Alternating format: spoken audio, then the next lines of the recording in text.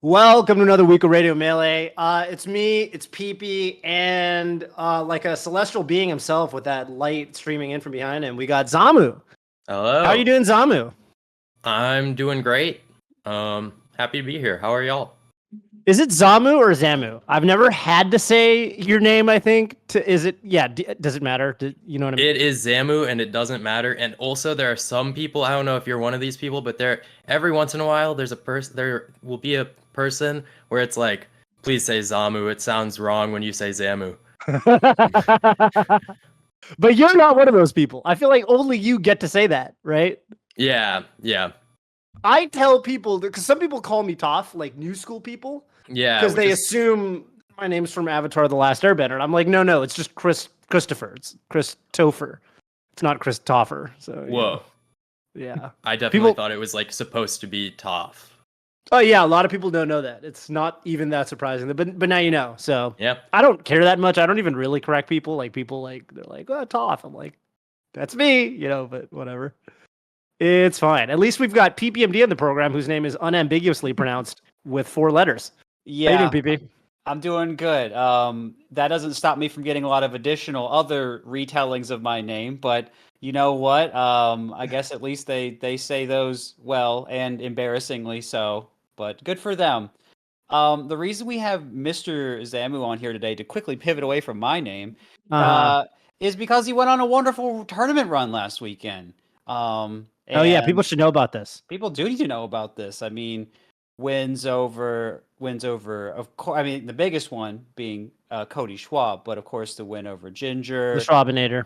Yeah, and oh, I'm blanking. I know there was I a think Spark might have been in Park. there. Yeah. Park. Yeah. So those are great. Those are great wins, and I think people not.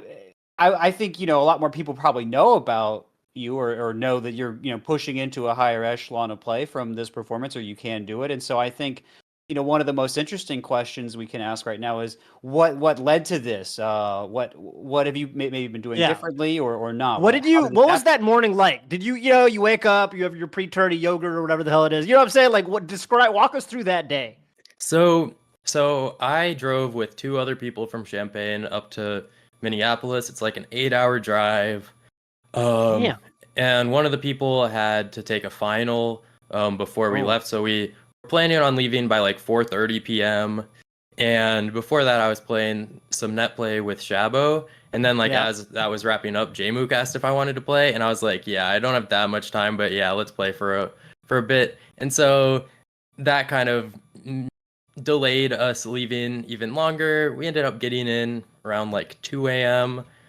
Um, and then so I got like decent enough sleep, maybe like 7, 8 hours. Um, and yeah, pretty much I went to so the tournament was at Mall of America, which is the second biggest Really? mall in North America. Wait, second. What's the biggest? I thought it was the So, biggest. something in like it's the biggest in the US, but in like West Edmonton or something. Oh, And so No so way. when I was saying it was at Mall of America, Faust came in my Twitch chat and was like, "Oh, it's at the second biggest mall in NA." And from that I knew for certain that the biggest one had to be in Canada. In I was like, Canada. there's no way that someone who's Canadian would come in chat and like mhm. say this fun fact if it wasn't Canada. That sounds Yeah. very Um fun. yeah, 1000%. yeah, and so then I looked it up later, like yesterday or something, and yeah, it's like West Edmonton, I think. We got to Um, give them some. The Canadians. mhm. Yeah. And um, so I was in Wave B pools, which were supposed to start at like 2, but really started at like 3, and they have an amusement park, um, in the mall. Um, Wow. so me and Shabo and Seal actually like went on some rides before Wave B started. So some roller coasters before the tournament.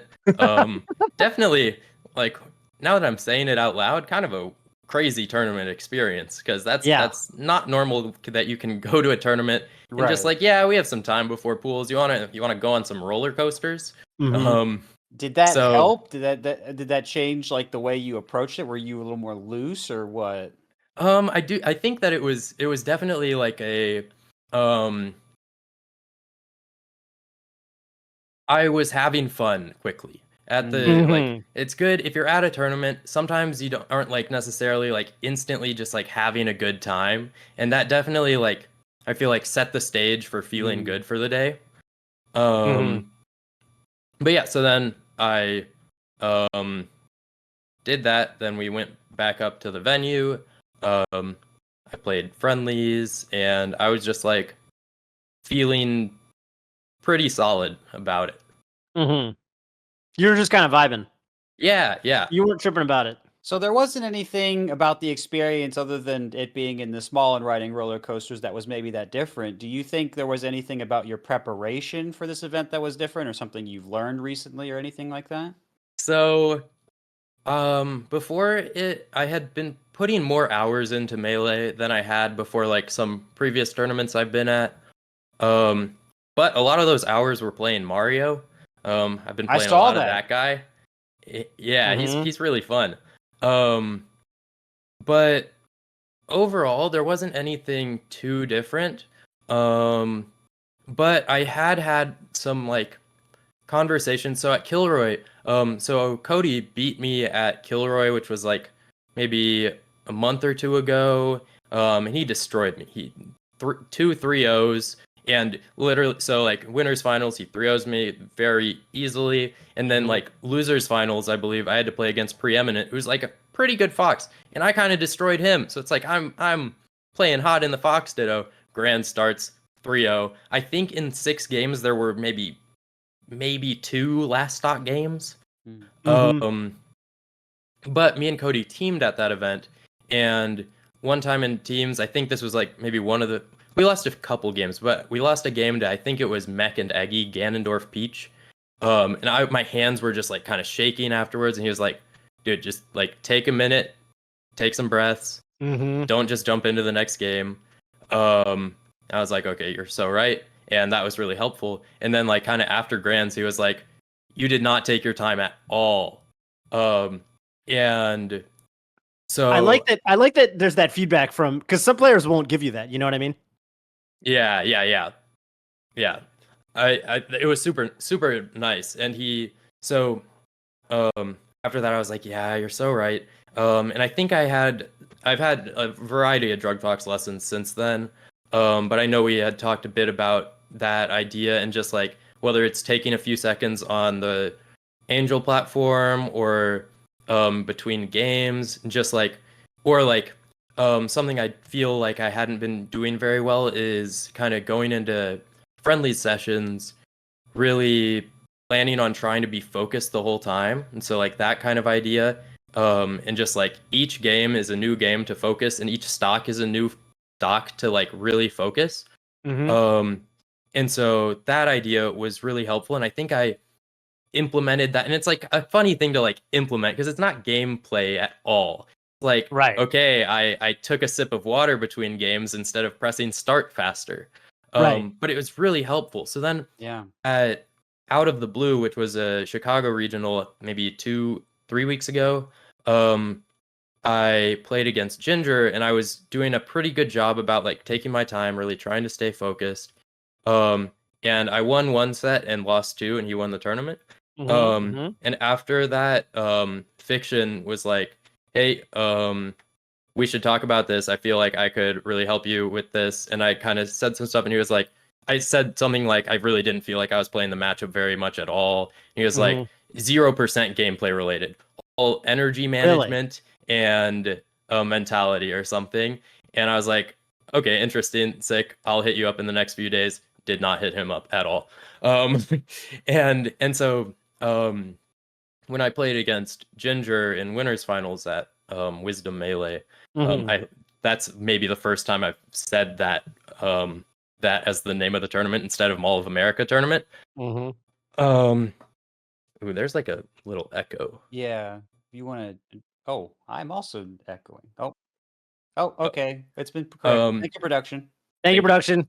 But yeah, so during that, I hadn't talked to Fiction, so I didn't know like exactly what he was going to say, but I knew I needed to just like stay more composed and take my time, and that really just helped a lot. And then he DM'd me afterwards and was like, looks like you figured it out on your own. Yeah, Good job. almost like knowing that he had something to say, like you might be able to just guess it. Like he's Yeah. going to say, take your time, like, yeah, like, if he thinks there's some mindset or timing, I don't know how you want to word it, but yeah, if you think there's something to be worked on, you could kind of be like, all right, well, I could probably just do that, even without talking to him. So, and it worked.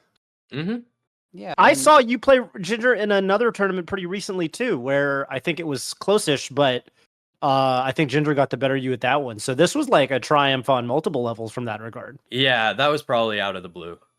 Where, Out of the blue is the name of the tournament. Yeah. I was like, yeah, it was kind of out of the blue, wasn't it? From the thing. No, Yeah, the okay. tournament was called that. And Ginger won that tournament, and I got second, but I won a set in the reset. And it had been so. I think I've had kind of like a bit of a mental block versus Ginger for years because he's just such an amazing player, and he was like one of my first good wins. And then for years and years, I did not even close to beat him. Couldn't replicate it. Yeah. But that I think has gone away a lot. And it's much more doable. It's hard because he's a really good player, but it's not necessarily hard because of like some silly mental block that I hadn't worked through. Yeah, even out of the blue, it didn't look all of the games that you lost looked winnable, and it looked pretty damn competitive. I think it's I think it's cool too when it comes to Wisdom Melee, which was it you said Minneapolis? Yeah. Okay. Yeah, I thought it was neat too because when you beat Cody, the set after Cody was Ginger. And I think for a lot of people, and I think this is a test for a lot of players like yourself that are, perhaps having like a breakout performance or whatever. Not that you're breaking, but like a performance like that where it's like, holy shit, I might win this event. Yeah. You beat somebody like Cody, and then I've seen so many tournaments over the years where like someone has a crazy win, and then they kind of run out of steam like the next set.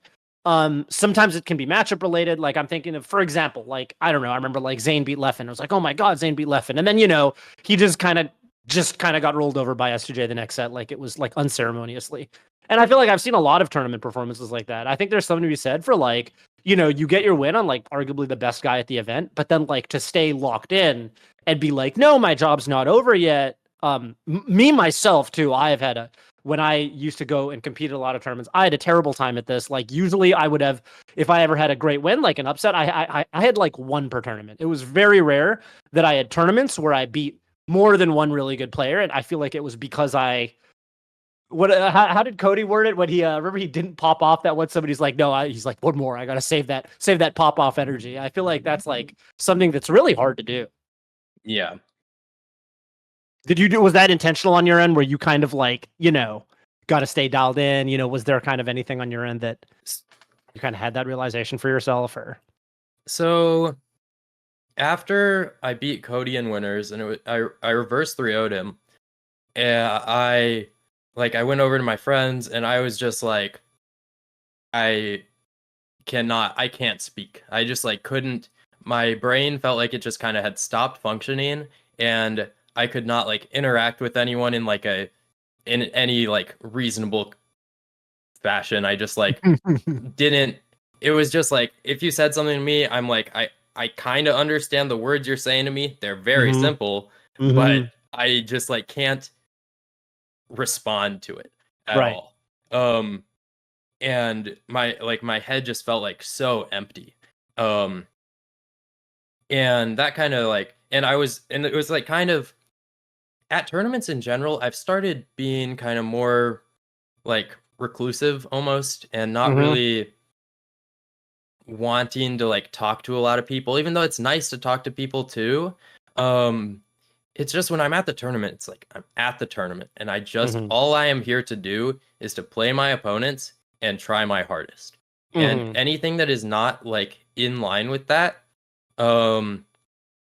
can be detrimental, kind of, it feels. And it kind of sucks because tournaments are an awesome like social gathering too, and it's like I love seeing all my friends and love seeing these people I don't see like other than a couple times a year, and that's still great, but I just can't like allocate that much mental energy towards it. Yeah. And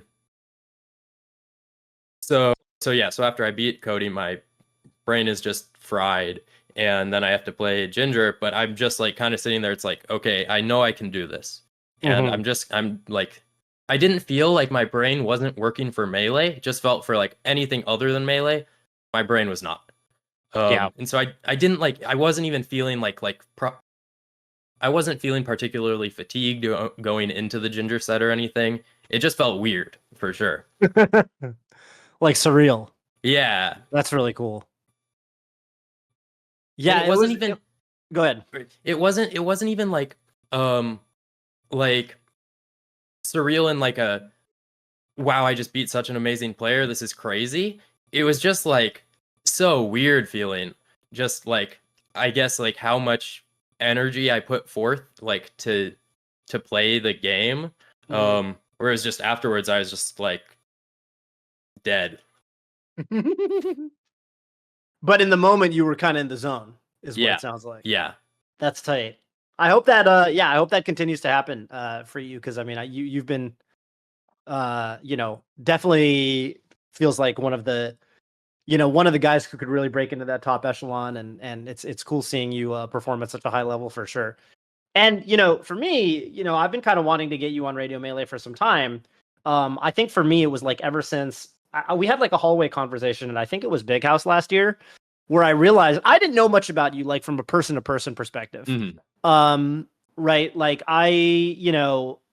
when did you start playing Melee? Like 2014, 2015. 2014, 2015. Yeah. So like, and I don't know, like I haven't been to, there's just lots of regions in the Midwest that I just kind of haven't been to. So there's like definitely just a chunk like where there's a lot of really great players that I haven't really interacted with that much. But I remember we had a conversation and you were giving me your opinions about, I think at the time it was like about controllers.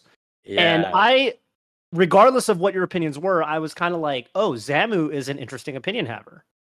And I didn't have you conceptualized as an interesting opinion haver until I think that conversation. And I was like, well, if this person's got interesting opinions, love to hear those. I'm all about it. Like even if someone doesn't necessarily see completely eye to eye with me on certain, aspects of, let's say, control legality or whatever the hell it is, I'm like, I want to talk to that person more. And we've never really had the chance, but today, hopefully we do. And I want to, before we talk about it further, I do want to urge, of course, everyone in the chat, as always, it's going to be !Radio Melee. I'll type it into my own chat, so just to make it easy for y'all. And all you got to do is click on that link and join. Oh God, what is the process? There's a 2-step process now where you got to get your. You go to the Read Me channel. Yes. And you react with the golden assign Guardians roles. React, and then assign roles. Use the Melee React, and then you go to the submit topics here and submit your questions. See, it's so easy. Yeah. Basically you get 2 roles and then you can talk to us in submit topics here in the Radio Melee channels, where you can ask us literally whatever you want. And I don't know. I think, just to give the people some context so they know what to talk about. Do you remember the context of that conversation we had, Zamu? I think we were talking about like notches or something at the time.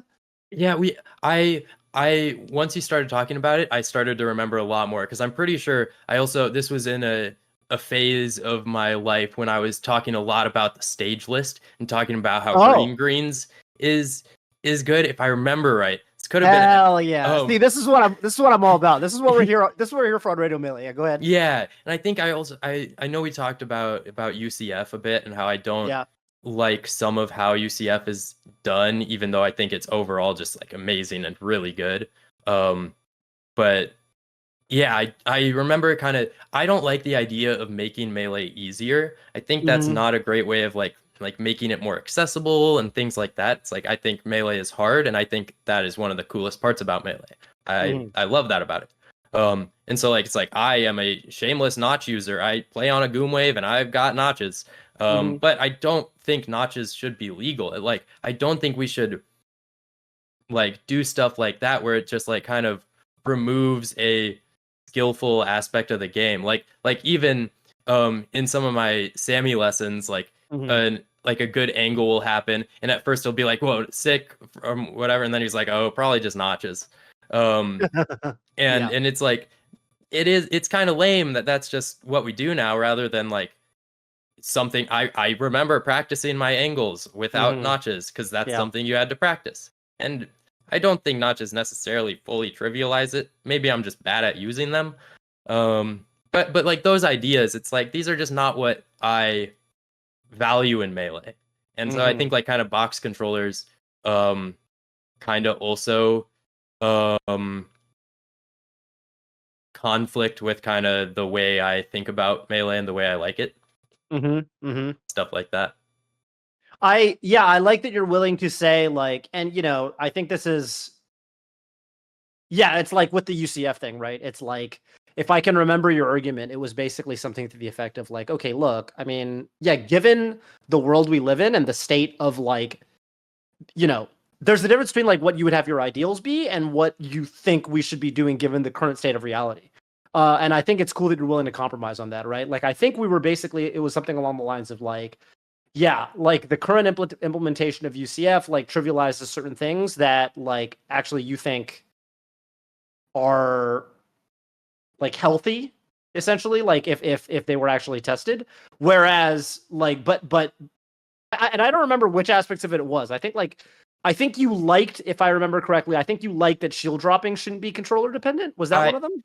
I think that shield dropping shouldn't be controller dependent, Hmm. but it should be as hard as it is on a notched controller in vanilla. And I think that people often say, well, it's like it's just as easy Oh, on like a well-notched controller on vanilla as it is on UCF. And which it's I not. genuinely don't know if that's true, but I don't think it's actually true because in I used to know the exact numbers of like in vanilla melee, there's 2 to I think 4 it's a three values. value. Yeah, I think it's Yeah. three Y values on Yeah. vanilla, and I think And it's like UCF is eight on. 12 or something. Yeah, Which is and so it's like much wider.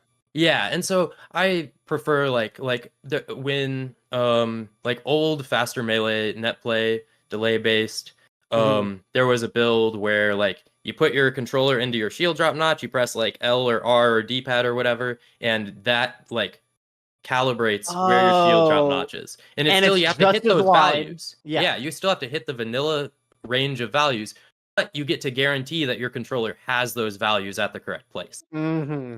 I see. Instead of saying like, well, there's all these different controllers that have all different sorts of potential values that will trigger a shield drop. Let's just make all of those accessible. Yeah. Got it. Got it. Yeah, no, I think that's reasonable. I think that's totally reasonable. Like that's definitely like I don't even know necessarily if I like personally like feel strongly about it, but I think that that's a very reasonable take to have, is that it is just factually easier if the zone is wider, right? Yeah. So yeah, I thought that was like a pretty, and I don't know, I remember there was a bunch of other like Midwest dudes like hanging out, and I was like, oh, this is like a fun conversation that I wish I could be a part of, but I had to like go commentate or something on it. Yeah. I was kind of sad about it. I Yeah, think I think this was at Big House it because must have been, right? yeah, because now that I'm remembering this more, I there was like a compendium to have you call someone to like wake them up for their pool. Oh yes, And yeah. so some of my friends did this and we're gonna have you call someone who was not at the tournament. Um and then like you had to commentate during the time or something like that. But yeah, I like not yeah, I kind of remember that now. I gave somebody a call actually as they were driving home because they had left early, and I actually did give them a call. So oh god, who was it? I'll have to dig up maybe when we get started with the questions part, I'll dig up my DMs and figure out exactly who the hell it was. But I did call a bunch of people, and I think one of the other people I called was oh god, I don't think it was Rocket. I think it might have been, it was one of the younglings. Oh my god, no, it's who's the young link on the East Coast that, here, I'm just gonna pull it Bambi? up. Bambi? Huh? Bambi. Yeah, I had to call Bambi. That's exactly what it was. Yes, I had to call Bambi. And I remember I had seen that Bambi's first like difficult match was Violence, the Samus. If I remember correctly. And so we ended up talking a little bit about the young Link Samus matchup on the phone. And then I was like, well, go get him. And I I don't know that I've actually like physically IRL met Bambi, but we had a good phone call. So that was fun. And I would do it again, Joe Guy, if you wanna, if you want to run that donation goal back for Big House 11 or whatever. It was a pretty funny Yeah, idea. it was pretty fun. So I would do it again. I would definitely do it again. So PP, like I think I definitely want you to chime in for some of these things just because like, I think it's cool that you competed largely in a like there's like no overlap basically between the era that you were competing and the era that like Zamu was competing, right? And I feel like the notch conversation, I mean, I've always kind of thought it was cool that you have what is largely, since you're not actively competing in tournaments right now, you have like you don't like anything you say, people know you don't have there's no like There's no skin in the bias. game. Yeah, right. So it's purely like conceptual. It's not like this is what I think, but really it's because I'll perform better in turn. You know what I mean? There's none of that. So I always appreciate when you weigh in on these sorts of things. Yeah, I mean, look, controllers, man, it makes people upset, so I keep it to myself more. So anytime we have anyone on the show that wants to talk about it, I go, all right. But I mean, but you are keeping something to yourself. Well, yeah, that part of it, yeah. But I do share Zamu's sentiment about making things too easy, and I think there's a good conversation with that, especially with what he said regarding the Firefox notches, because I think that is something that you can practice, and there's an interesting discussion to be had, I guess, in my view about it, because you're like, well, are some of these really reliable to get every time without them? And like I think that's a discussion that we don't have because the notches just showed up because we had to do them. And it would be interesting if, we had someone do an experiment to see if they could hit them, but who's going to do that? Is it going to be a top player? No, they need to practice or whatever, right? Like they're not doing that. And if it's over break, then who wants to deal with that? Who wants to have this weird discussion? So I don't know who does that. Maybe, maybe we get like a Chef Rock or something who will just keep dealing with our problems. Maybe he'll deal with that one too. But I think, and I especially felt concerned when we started doing, wave dash notches, because I think that was what I think started before the Firefox one. And I was like, okay, well, yeah, you could just hit the angle. Like everyone loved Mango's really long wave dashes, and they thought it was super cool. They're like, oh, this is hard to do. Like Falco's going so far, and now like we've got everyone and their dog hitting them or the shortest one, and I was like, oh, okay, well, that's something. Didn't happen through practice, so I've always been kind of sad about it, but I will say on the other side, there are some things where I've watched some stuff and I'm a little uncertain about, like kind of shield dropping to an extent and to a little extent dash back out of crouch to a lesser extent. Because some of the dash back out of crouch, I don't care as much about. Admittedly, I don't mind having that be harder. I think that one's kind of like weird to get into. But shield drop, I think, if I remember right, and again, I don't have all the. It's been a little while since I've looked into it, but there was something about how there was something about polling, or there was something about the other zones around it that made it hard to hit reliably, and especially if you have like POD and everything like that. Not everyone has a fob, and there could be other issues. And even if you were to calibrate on plugin, I think sometimes there can still be drift and everything. So I think, especially because of polling and things, I still, for shield dropping, in my view, it's a little different. I think widening is okay personally to me, but I think wave dash Firefox, dash back out of crouch, like I'm willing to leave all that harder, but shield drop, I'm like, oh, okay, like that one has just been so finicky, and that one just seems so different from a lot of the other cases. But I think it's a discussion that it's good for us to keep having as a community. And I'm not saying I'm the authority. Please don't, people that know the coordinates of everything, please don't come for me.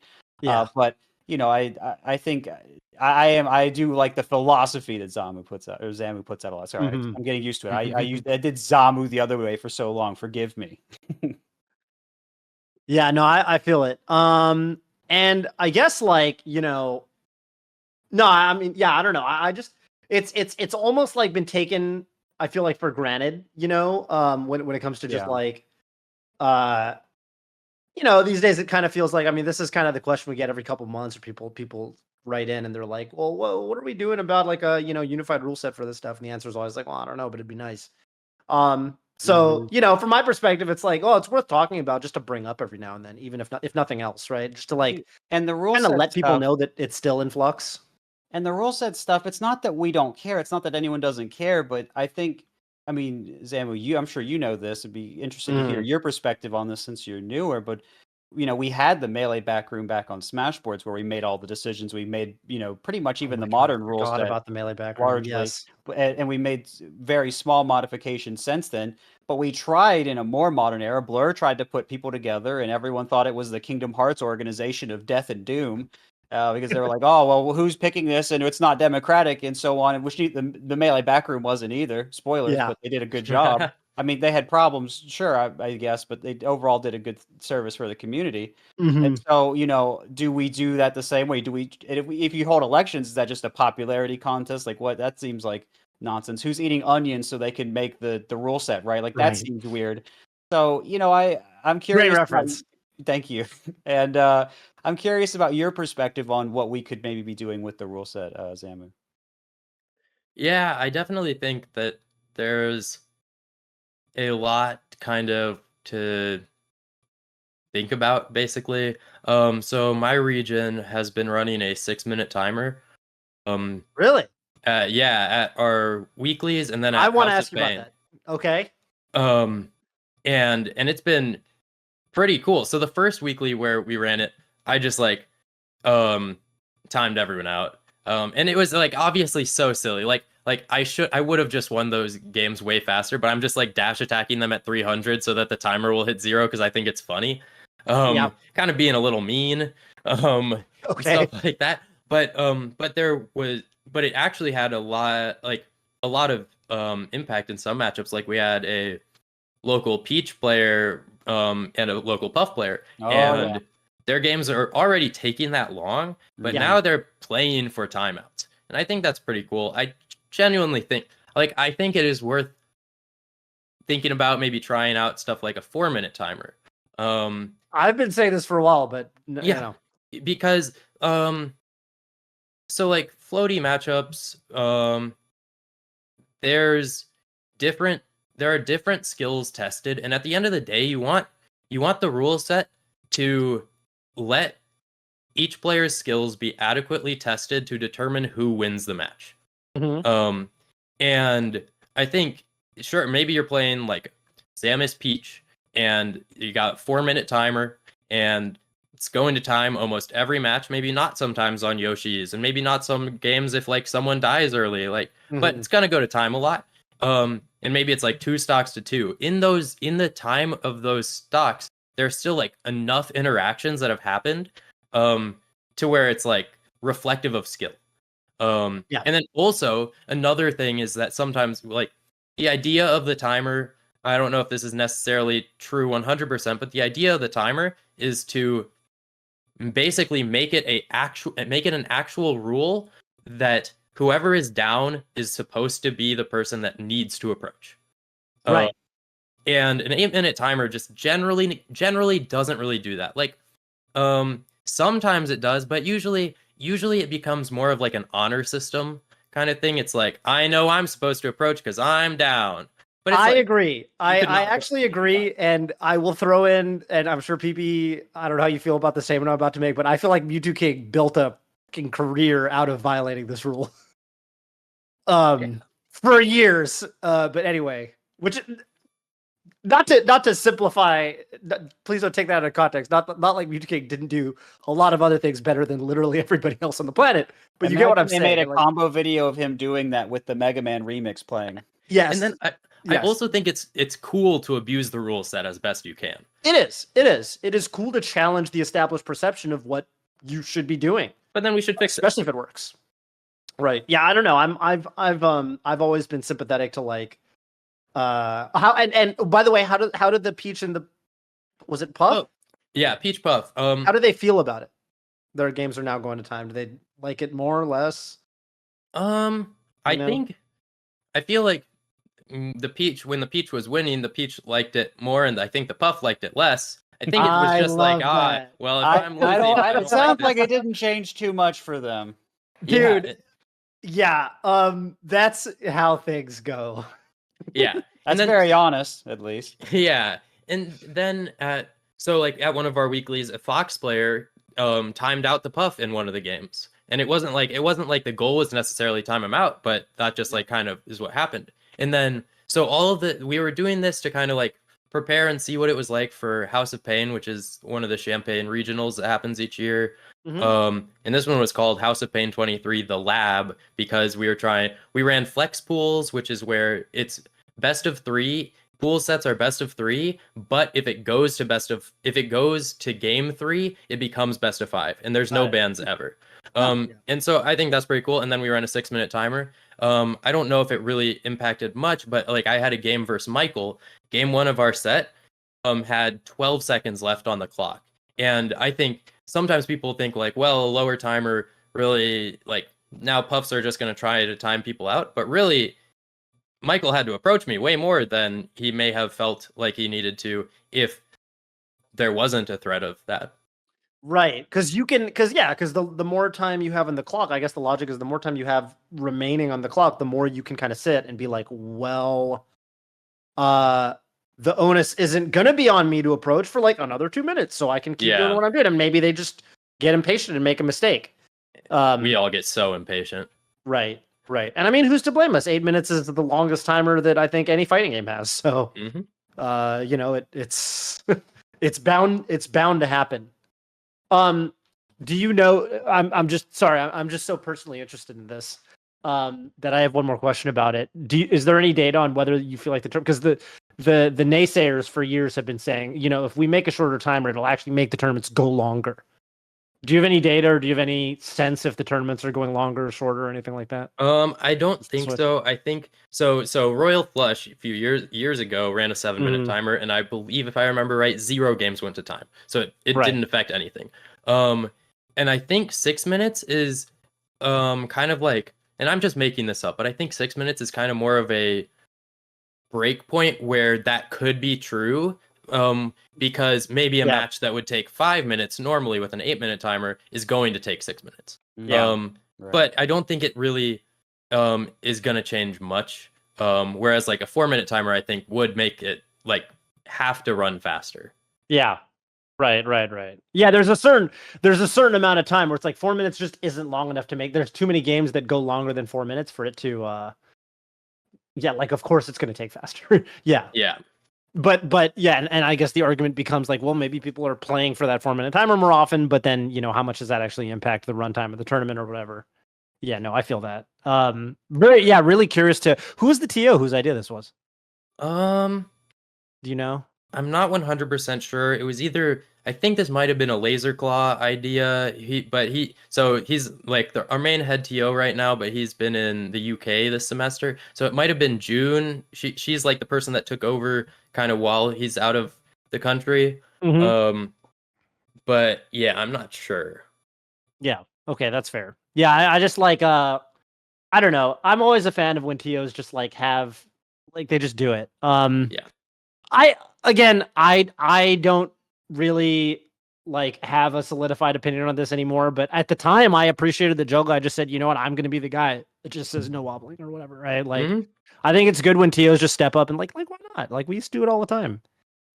If it's not like actively making, like if it's like not like an obviously stupid tournament rule, I say we should experiment more, not less, but whatever.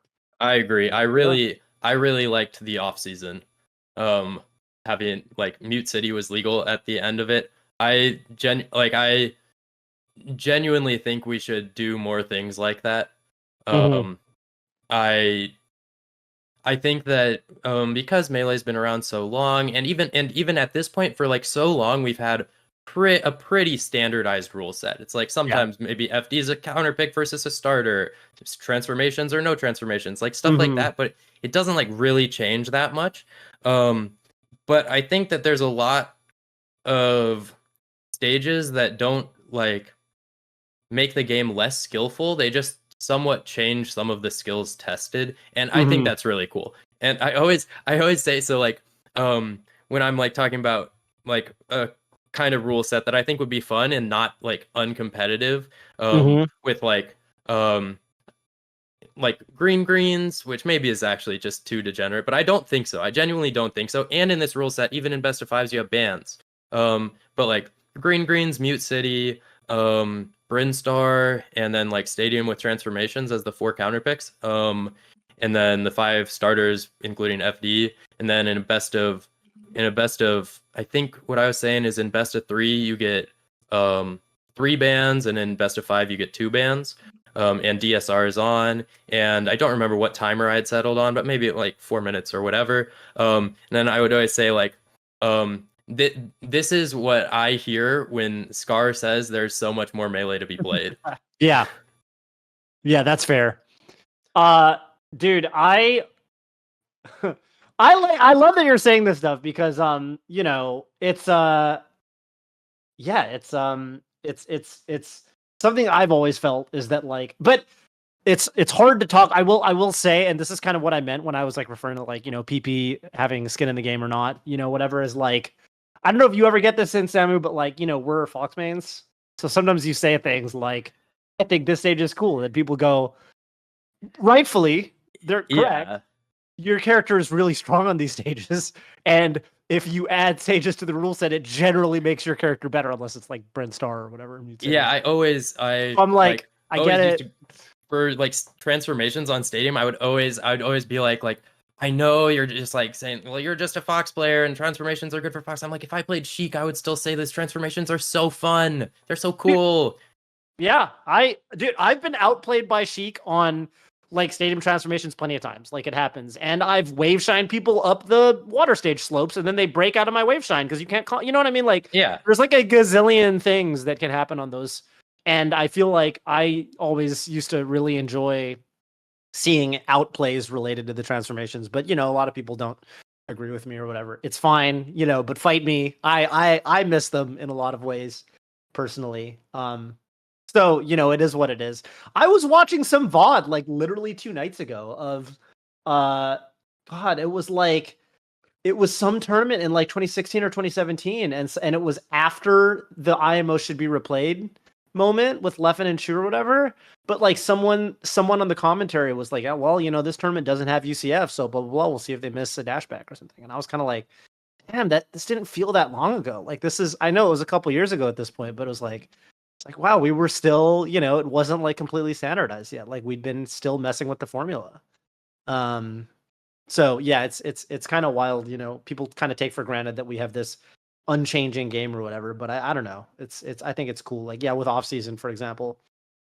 And I just think it's funny with, like, you know, people kind of overstate certain things. I don't know if I've expressed this particular opinion on Radio Melee before, but I'll just express it right now just to get it out there.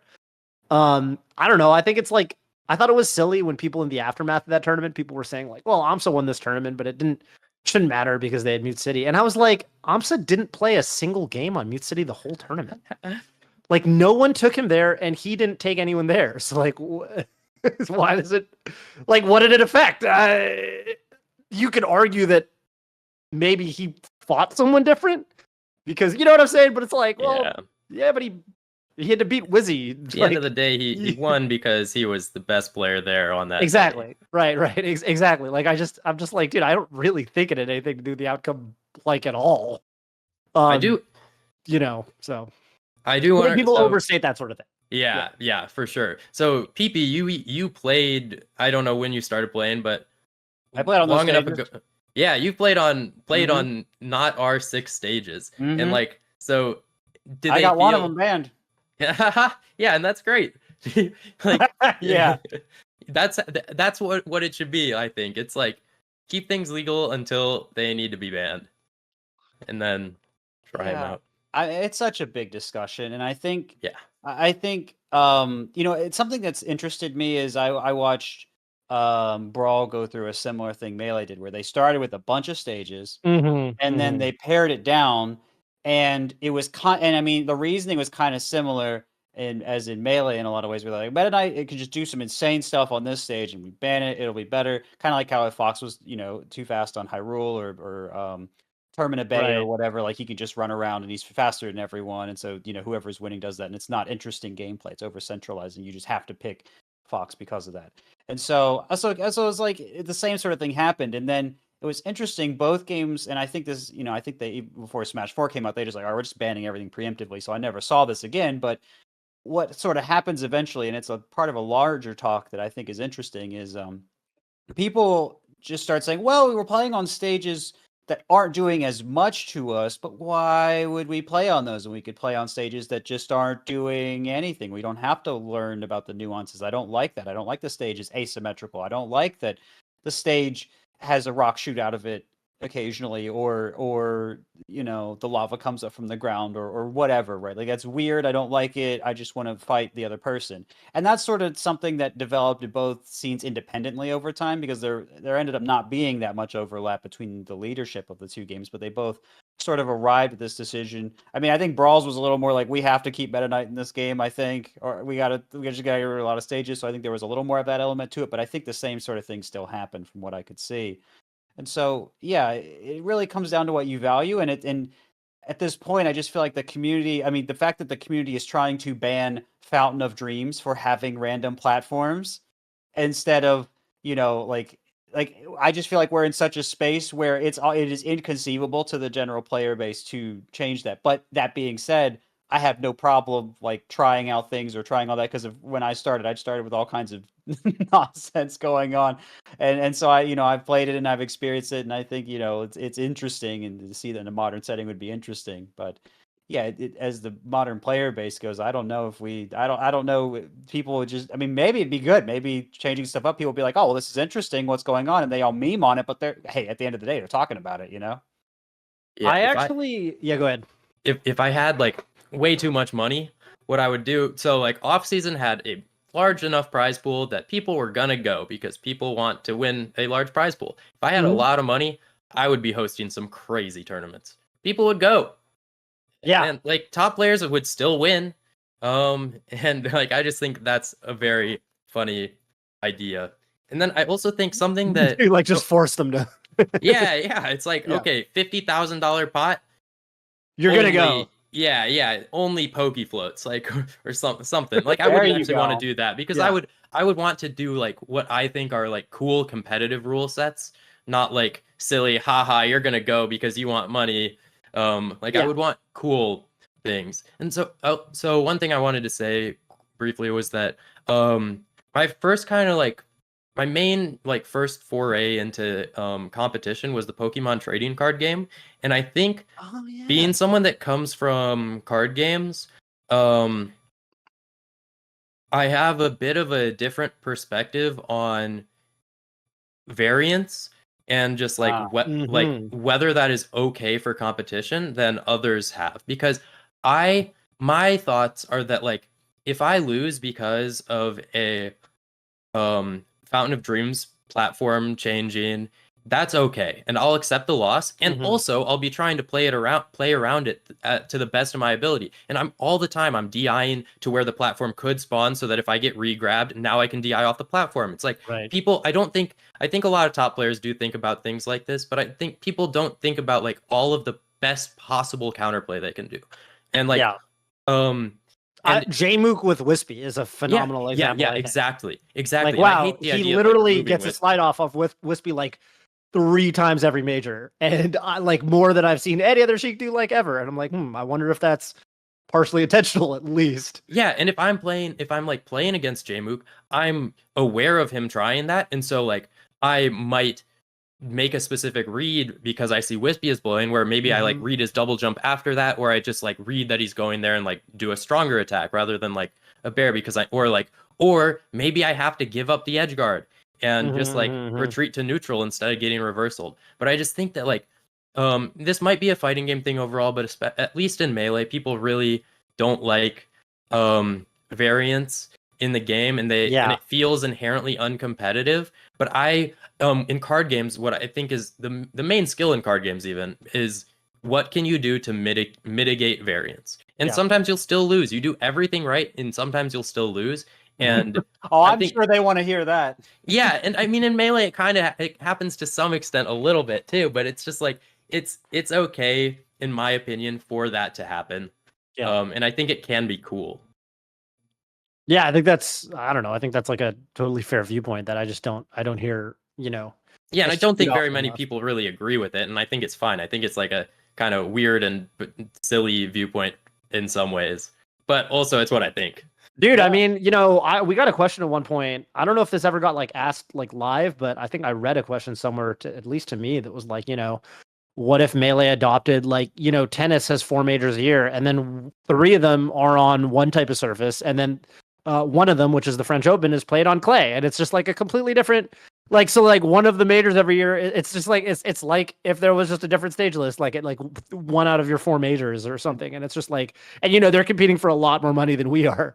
And there are players like Nadal's like record on clay is like ridiculous and like they're just okay with it. It's just how it is.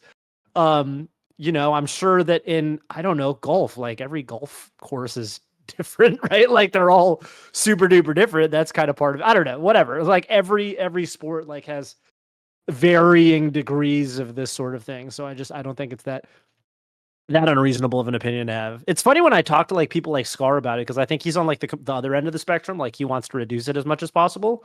And I've heard kind of the way like the philosophy of like stage bans and stuff like that back in his day, which was like mostly my timeline. But he started playing a little bit before me. He was definitely he was like a good player before I was.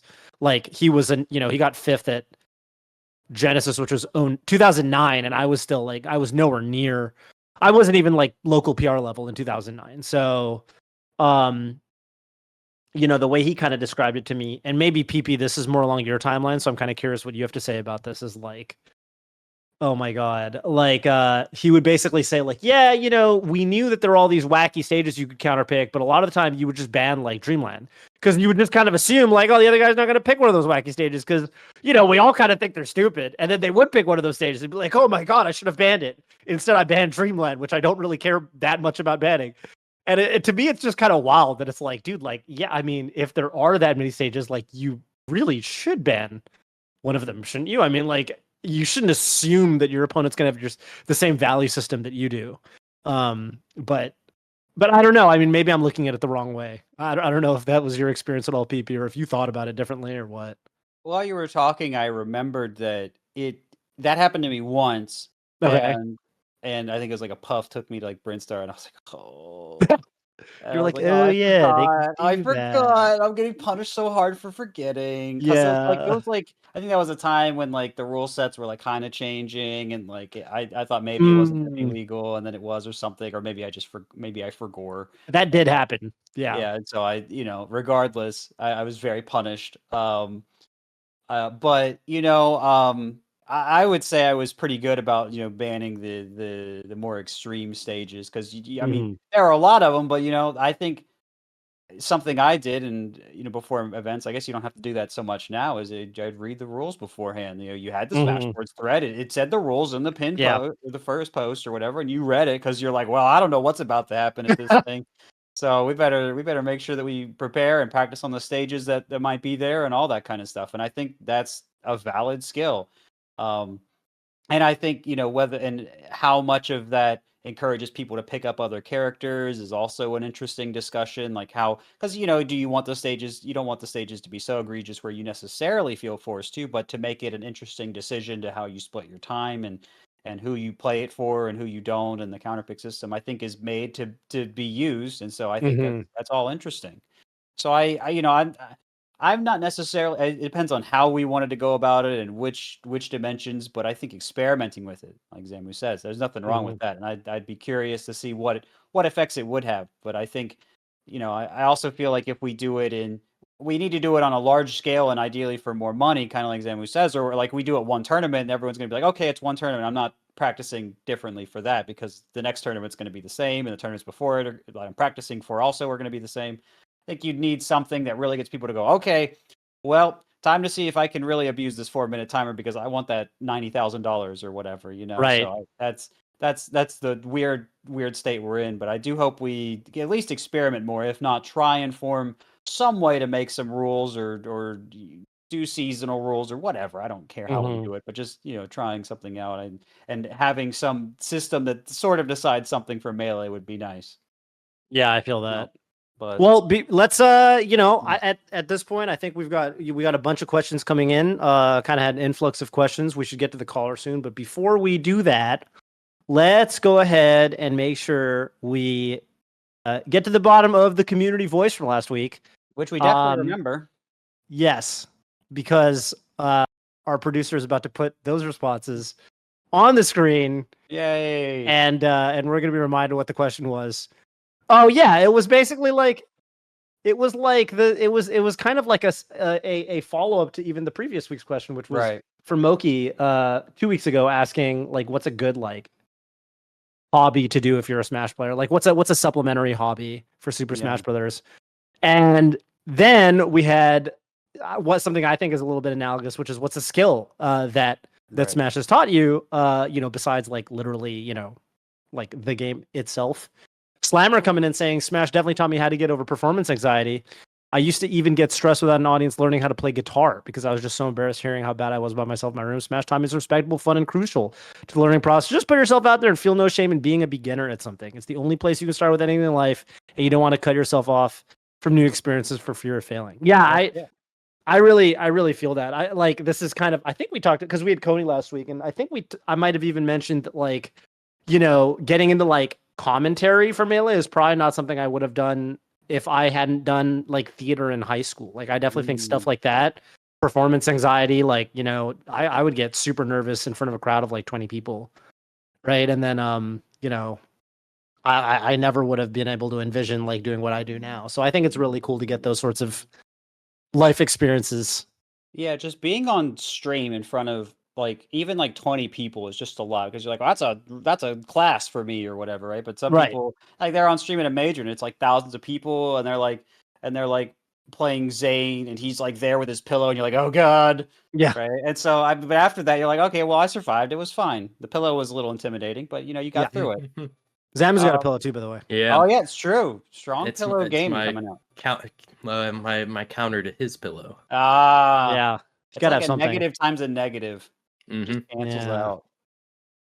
We got Night Ghost 1400 coming in with another answer, saying that playing Melee helped me get over my stubbornness. I remember playing this brand new to competition Marth player. It was their very first tournament, and I'd been competing for a year at that point, so I felt very confident.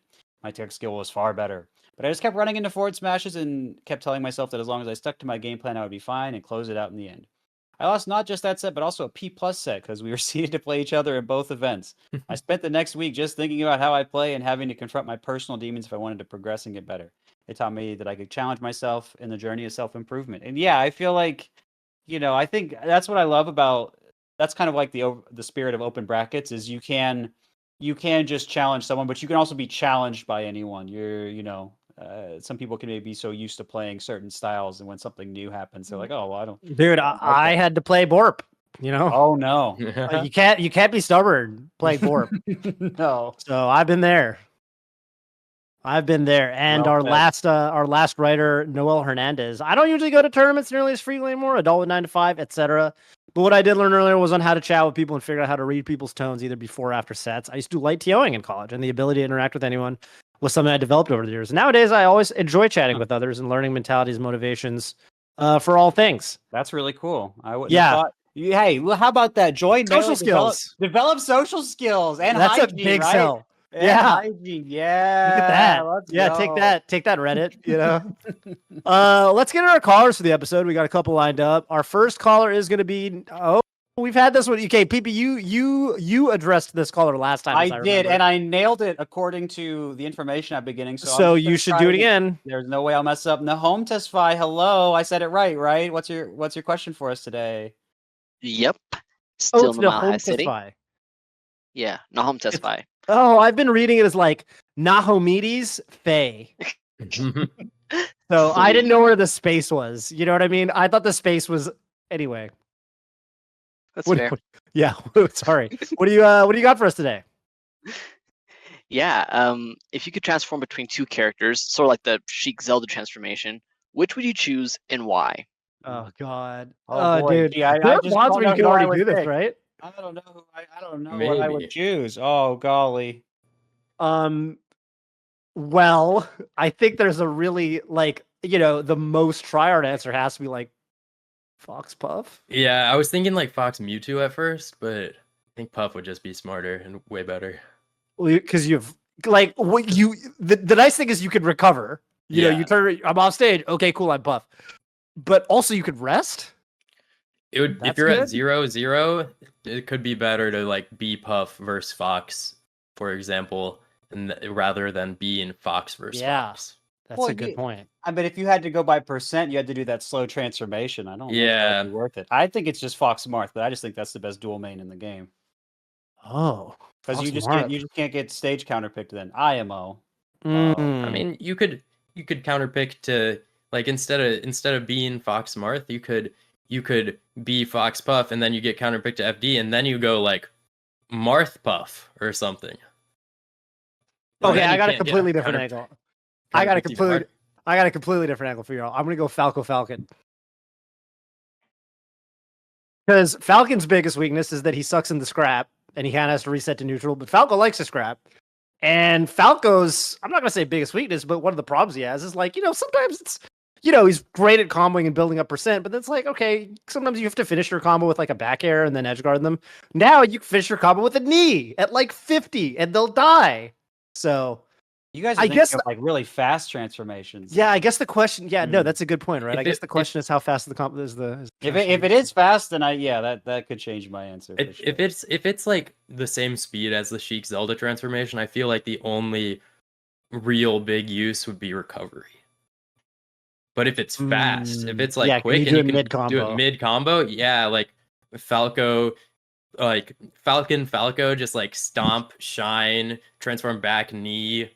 So just crazy stuff. Here's a question about that. If we're going to use a spacey, if it takes the down B slot, so you could no longer use the down B, Oh. wouldn't that change it? I would have to rethink all of the things I've just said. Then I think Falcon stronger. I think Spacey Yeah. and Puff weaker because you want Yeah. shine and you want rest. Falcon I think is pretty happy to lose. I think Marth stronger, right? Like Yeah. I don't know, counter's not that important. Edge guarding kind of, but like you'll figure it out. Would have been tough and if for you're- Ken. If you're playing against a Spacey, and then like your they're just going to transform anyways, so your counter's not even as important. Right. Yeah. Honestly, Sheik could be one of the two characters too. Yeah. You don't lose it down. Yeah. Is the best part.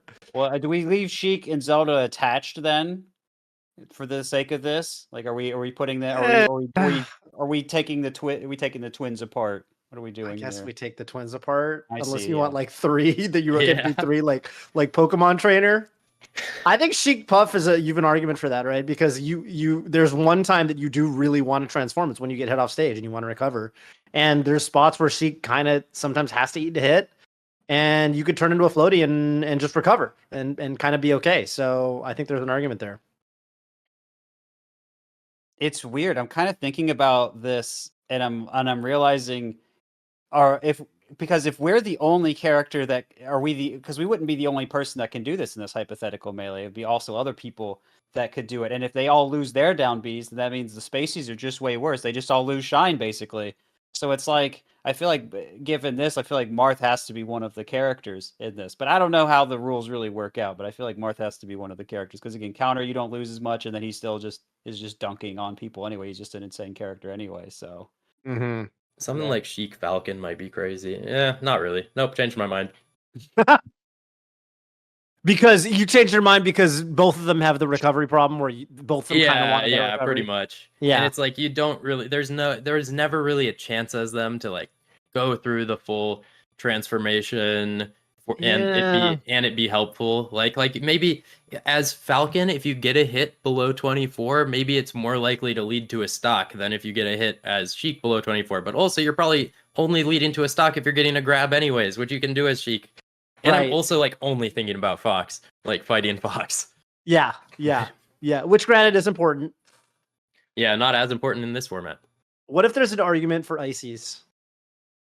You keep In that, like, when Nana dies, like, I'll just become someone else. Screw you. it is an Icy's buff, as long as they get another upper mid tier or higher. Yeah. Like even Nana dies, you turn into Pikachu. That's a good deal. Yeah. Oh, Pikachu. Pikachu could be on here. Because That's true. the thing about Pikachu is he's kind of hard to combo, so you're kind of down to be Pikachu at some percent. And recover as well. and recovers well. Yeah. Recovers well. I think Pikachu's got an angle. And sometimes I think maybe if you hit the opponent off stage pretty far, you might have a chance to transform into Pikachu and to like get a little tail spike or something. Oh yeah, Pikachu's got a good edge guard. Yeah. Dang. That's a neat thing. The rules of it are kind of strange, but I like them. I like that. I don't know. It's an interesting character archetype. I think Melee just kind of has some cool characters like that. It would have been nice if Zelda had been a little stronger to make that a little more interesting. Obviously, if it was 2 top tiers put together, that would be kind of insane. But having like Sheik and then like having Zelda be like a mid tier or something, or something like that would be kind of neat. And like having DJC characters is neat, and float canceling being specific, like all that kind of stuff, just neat special mechanics. I think is just cool like that. So I like that there's a Sheik Zelda thing, and I like the idea of putting it on other characters. It's just all pretty fun. Mm-hmm. But, I like the idea of having this kind of situation, but you have to like lock. It's like tier locked, almost the way we used to do character drafts for like Iron Yeah. Man. Where you get, it's like certain amounts of points, yeah, like 5 points for top tiers and blah blah blah. And then you like have to do like a top tier and like a mid or lower tier. Mewtwo just gets so much more valuable because it's just recovery Mhm, city. mhm. Ness has an angle, I think. Does he? Yeah, What's he got? back air. Yeah, he got the Yo-yo glitch. That would be funny. That would be funny. Oh, wait a sec. Yeah, there's a real angle there. That's funny. You can now jacket every single move in the game. Yeah, Nice. what if you like Oh, yo-yo glitch, oh. thunder jacket, transform back into Fox and you just run around really fast? my god, yeah, that's too much. That's so powerful. That's so powerful. It's funny. Well, I hope I don't know if you've got a established. I guess we'll let you close this one out. I forgot to say Nahom Tesfaye. Bye. If you've got a take, you can feel free to provide it and then drop your shout outs for us. And this is exactly how I hoped the question would go, just because it's really open-ended, how the rules exactly work. So I was very happy with this. Man, I don't know what rule set I'm going to go with, so I can't come up with something off the top of my head. I think it's so essential. But yeah, this was wonderful. I did my shoutouts a month ago, and they're basically the same. Okay. Do them again. Yeah. Yeah. Yeah. So that would be like ePoodle, create / Happy Metal Wall, whichever birthday, name he's going with right ePoodle. now. Wow. Hey! Poodle. I think it's his birthday today. Amazing. Nice.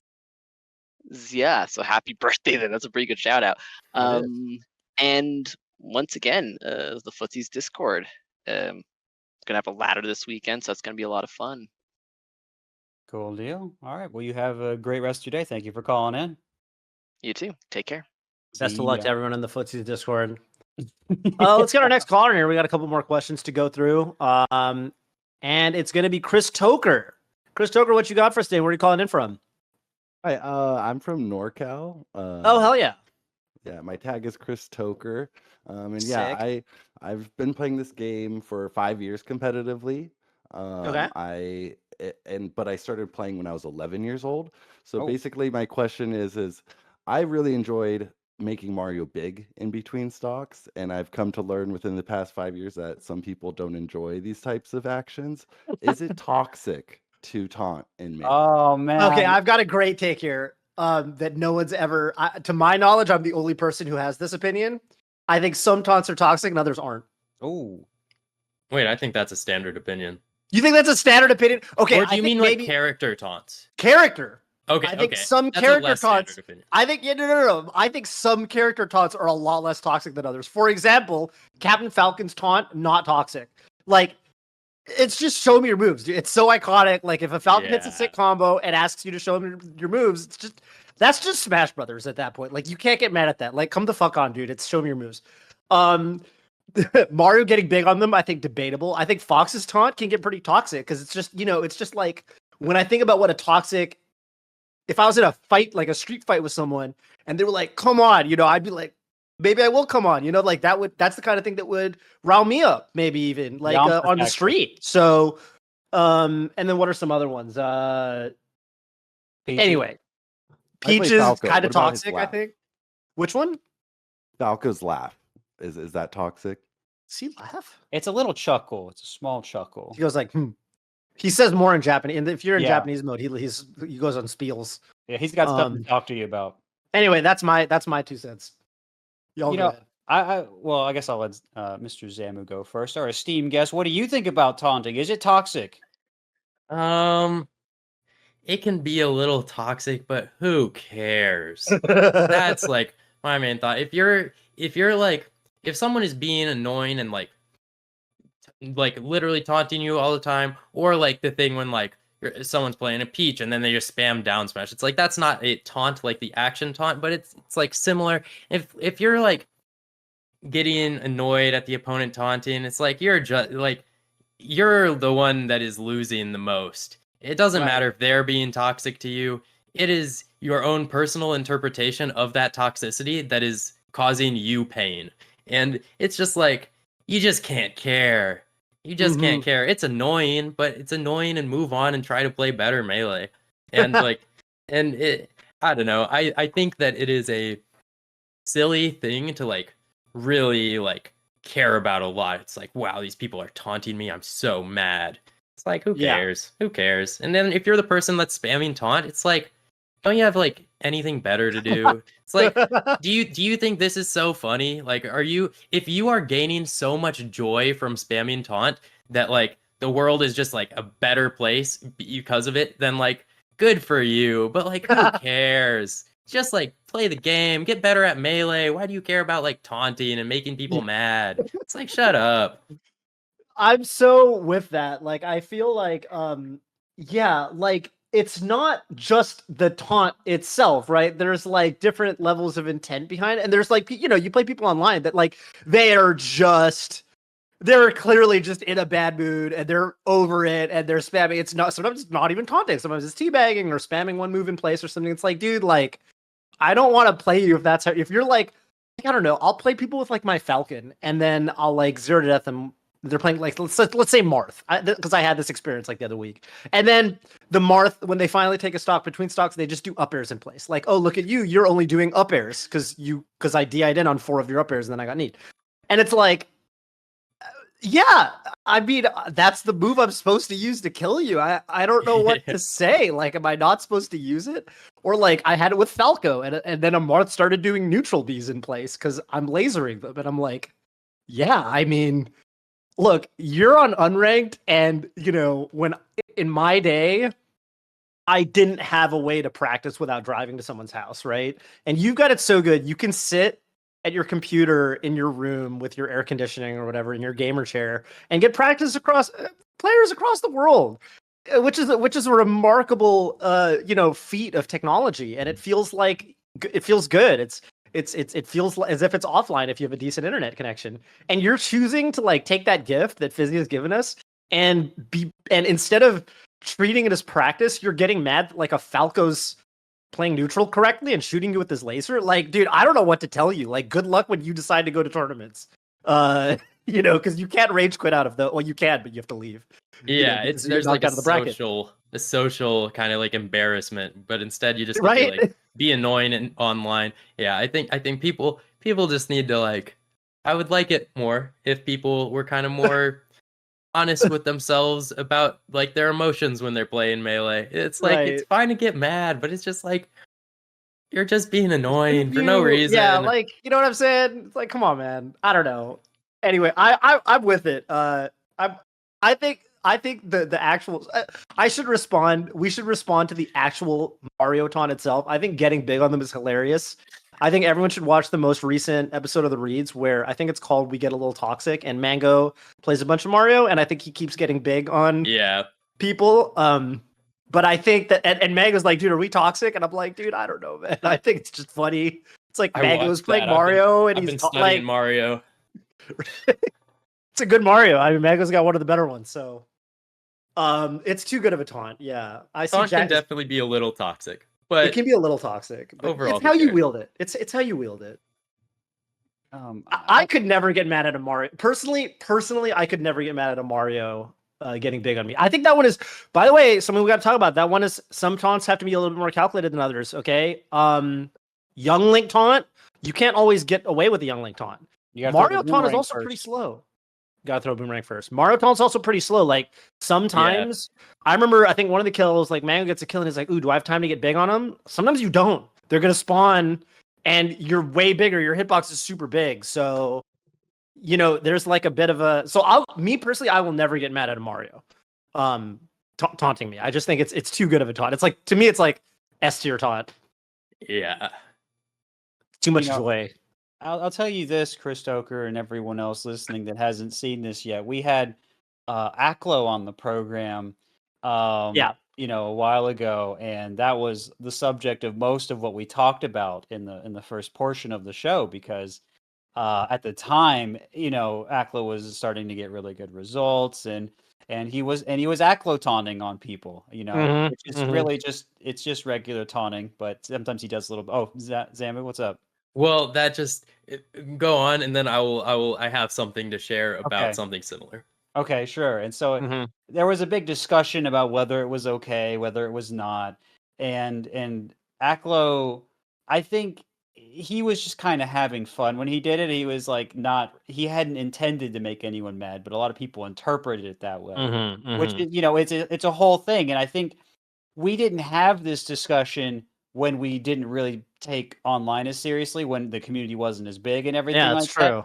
But this is something that comes with the nature of being an online game when you're not there in person, right? Because if you're there in person and you're taunting and you're being a you're being a real butt cheek, they're gonna be like, "Can you leave? We don't want you to be here with us when you're acting like this and doing this, right?" But like, if it's online, it's like there's a lot of like the dehumanizing that still goes on like that. We forget there's another person there on both ends of it. So, I don't really, because I think it is kind of complicated. Like Toph mentioned, there is intent behind it, right? And there's even a cultural thing. I mean, arguably too, where none was like, yeah, in Nicaragua, we just did it it was called the celebration. It wasn't a taunt, right? Which I think is The celebration. right. And so it wasn't meant as a way to disrespect. You did it when something cool happened because you were excited, and you did it was for special occasions. So everyone enjoyed when a taunt happened. So I think there is some nuance and some real interesting social aspects that come into it. But I've said my piece. I'll hear what Zamu has to say. Yeah. Now. So, years ago, I was a bit of a tactical taunter sometimes. Not too often, but like you're ever playing against someone that just like they're getting mad at like every little thing, or you just think that they're or but they seem like someone that just kind of tilts kind of easily. I used to sometimes taunt in those situations because I thought it would give me a better chance to win the match, like in tournament. And this is IRL. IRL, yeah. And I stopped doing that. I remember like thinking about it a little bit versus someone a few years ago. But I was like, I don't want to win like this. I just want to be the better player. And so like I kind of stopped that. And then there's my last little thing about taunting is there's a player, Dan's Demand. He used to be a player from Las Vegas, I believe. Well, player from like St. Louis area, maybe, or Kansas City, moved to Las Vegas. Now I think he's like, I don't even know if he's in the country. Sheik player, pretty okay. Very rager, pretty toxic guy. I don't know if he's like this anymore. Now I think he plays League, so he's probably like that still. But he's fine. And there's no ill will between us anymore. But I remember years ago, I was teaming with Captain Faceroll at some event, and he said something that was like kind of BM afterwards. We played like years later in bracket. I think it was a best of 3, and I think it went to game 3. I think within that, I taunted like 13 times or something crazy. And afterwards, he had some words for me, and they were fair, but I kind of said the same things back to him, and then we went our separate ways. But that was toxic. But he was toxic first. Right. Oh. Again, there's intent. There's intent there. Yeah, and my intent was to be as toxic as possible. Nice. Well, what an uplifting end to that Yeah. question. Thank you, Chris Stoker, for calling in today. Do you have any shout outs for us on your way out? I'm gonna shout out my controller person who is Womp303 in chat. Actually, that's basically. Oh, Womp's in chat too. That's cool. Let's go. And Wheeler. Womp the definitely person who makes helped me. amazing. Has an amazingly talented individual. So Absolutely. All right, thank you guys. Thank you. Thank Have a good you. one. thank you, Chris Toker. Cool to Is that person out of the call? Are they off the air? There are. Yes. Thanks. Was that person 16? No, Yeah. no, Per that math. I am fairly sure. So if 17? you listen to the words he said, that is what he said. I'm That's what fairly they sure said. that is not what he meant. Okay, because I was gonna say that person did not sound 16 or 17. I think he meant like that was when he. he first like touched the game casually. Oh. He's 32. Oh, thank God! I was like, damn. I was like, oh shit! Man. These 17-year-olds are They're built built different different. these days. Oh, Yeah. okay, yeah. Sorry, I just wanted to clear that up. That is Uh, important. Yeah, that is important. I think we have time. Are we doing one? Hang on. No, I don't Oh, think we're doing anymore. We don't got any more. We don't got any more. Okay. No more. All right. Well, yeah, we had some good discussion, and we had it Yeah. with a great Melee player to have on. Yeah, God, I wanted to say one more thing. Oh no, I actually did want to say one more thing about taunting, which was that I think another angle that we actually didn't tackle at all was Light in the Super Smash Bros. Ultimate community, who I think is analogous to Aklo in some ways. They both play Fox, and Light always does the taunt and like rolls it, like literally rolls up his sleeves and stuff. But like the meme, or not meme, but like the way people talk about it is like, oh, it's like not about like Light's not trying to taunt the opponent. It's like a power up. Yeah, like Oh. hyping And himself for up. Light, it's like a little bit better in Ultimate because each character. I wish Melee had this. Each character has more than one taunt, Right. and he does like the taunt that looks like Fox is like going Super Saiyan, where he like Yeah. their fire comes Oh, out yeah, and I love stuff. that one.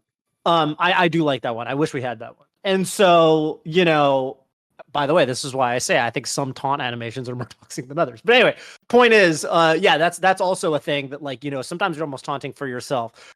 SFAT taunts, sometimes you taunt and then you get bodied and it's funny. That was the hasn't done thing it for in years. years. He hasn't done it in years, but Yeah, well, I think it got beaten out of him. Yeah. So, I don't know. Anyway, point is, yeah, there's different ways to look at it. I think people taunt for different reasons, and I think it's important. But intent, as with everything else, over the internet, intent gets lost.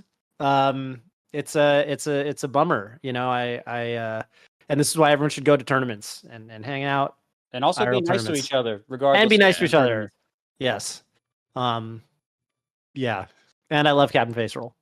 Me too. Well, with that said, I think we've pretty much come to the end of the episode. I think the only thing left is for Zamu to impart our dear viewers over on YouTube with a community voice question of your own. So basically, everyone listening in on YouTube is going to have the opportunity to answer any question you want to throw at them. It can be literally anything you want. It could be what are the two characters that you would fuse together to it could be anything. But I may need y'all to help me workshop this a little bit. But I Okay. think I want to ask something about like for people that have gotten into Melee and like wanted to go to tournaments or gone to tournaments, what so for me when I started going to tournaments, I think Mhm. I pretty quickly like wanted to be the either really good at the game or like the best player I could be or the best player in the world or whatever. And so I kind of use that lens as kind of my way of viewing most people in the community. Like that is what happened to them when they started going to tournaments.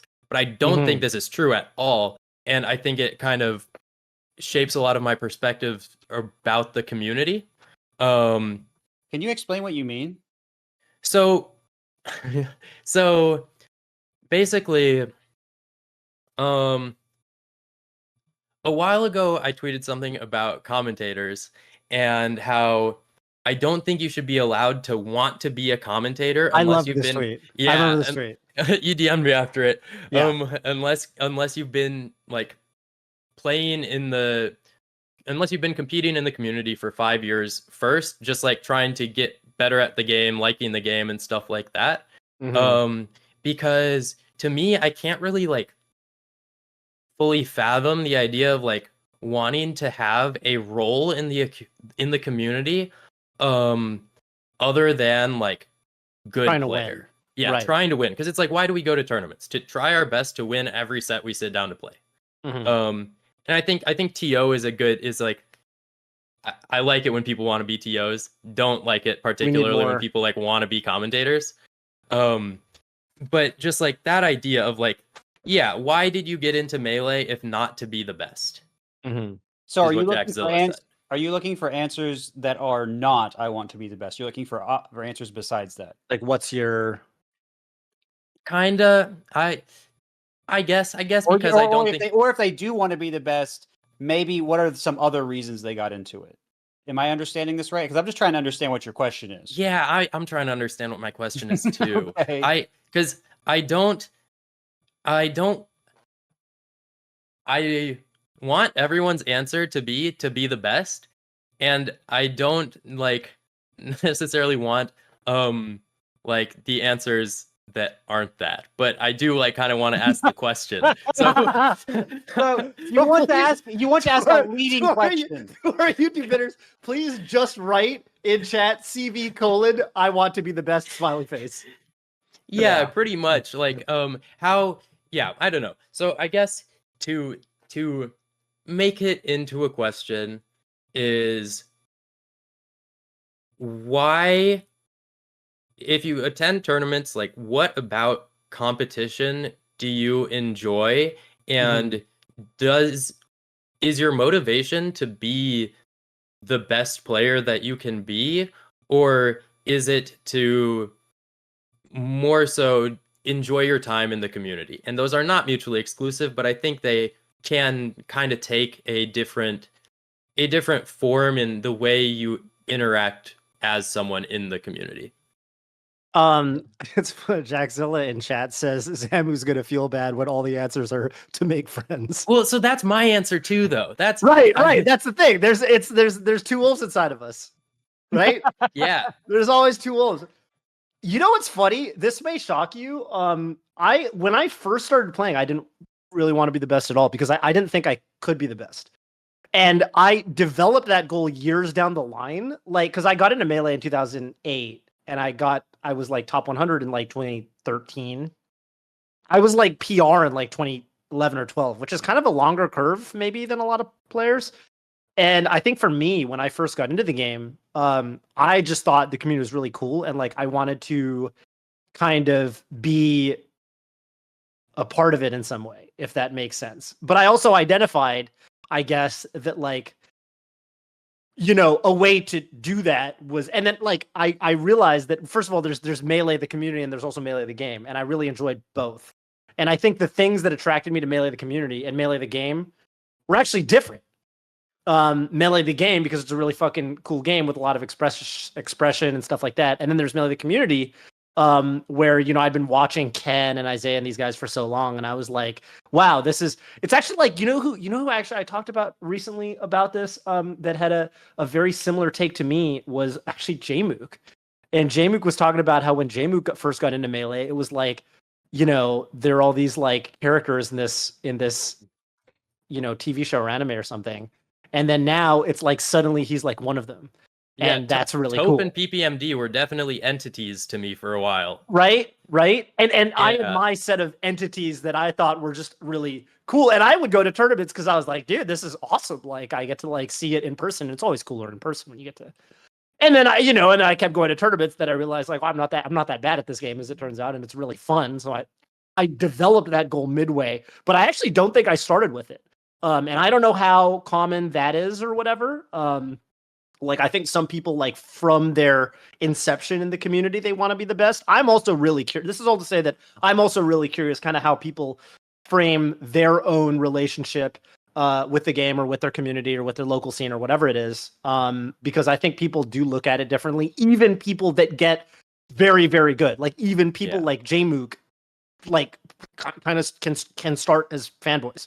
And now he's like probably the best player, or like, you know, top 3 or whatever. So that can happen, which I think is really crazy. So I am very curious about this. I do think that when I think back on it, actually, I think a lot of my motivation to get better, was also to make friends, because it felt like an easier way to interact with people. Within like in Champaign, it's like I was really young. And my scene was mostly like college students. and so there's like kind of a weird, a different dynamic there because it's like they're not my peers in any other context. Mhm. And I think that I viewed getting better at the game as a way to feel more respected in those contexts, which is not, it's probably not great. And not a great thing to feel or to like have be, I don't know how true it was, but like have be a motivator. But that was definitely, I think that those tied in together of like wanting to make friends and be in like have a sense of community, and then also me viewing the idea of getting better as a means to that end.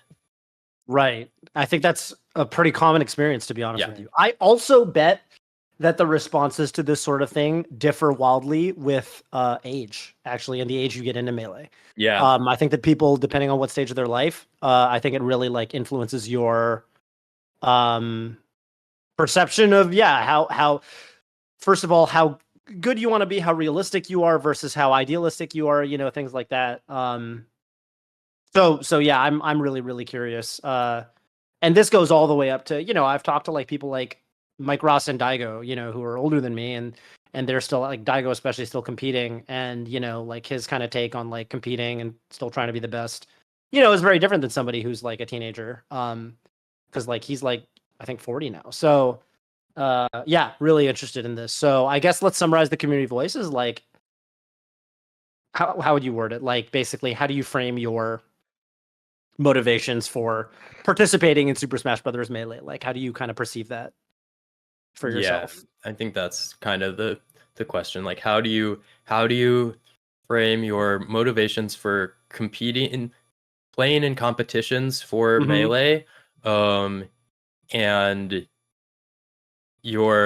I guess it's kind of how do you relate your relationship to Melee the game and Melee the community? And I'll even throw in, and do you think it's changed? Yeah, because I think for people, I think it does evolve for people. Yeah, I think it's people have weird like if little it journeys. doesn't. Yeah, honestly. Yeah, I dig it. Well, thank you, PP, and thank you for coming on the program, Zamu. Really fun episode. Yeah, a lot of fun messages in my chat too from people over the course of I always keep an eye on my chat. But yeah, PP, if we can close out if you got nothing left.